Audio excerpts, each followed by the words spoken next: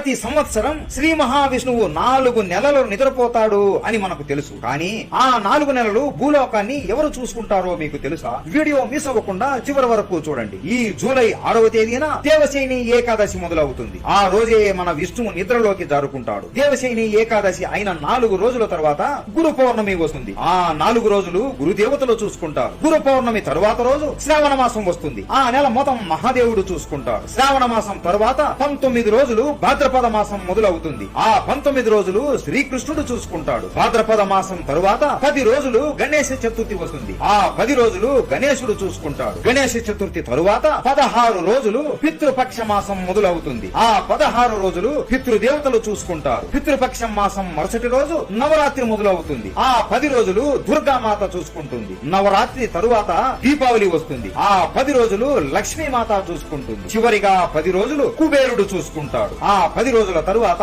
ఏకాదశి వస్తుంది. మళ్ళీ నవంబర్ 6వ తేదీన విష్ణువు నిద్ర నుండి లేచి మళ్ళీ భూలోకాన్ని చూసుకుంటాడు. ఈ అందరి దేవుళ్లలో మీకు ఏ దేవుడు అంటే ఇష్టమో కామెంట్ చేసి చెప్పండి. ఓం నమో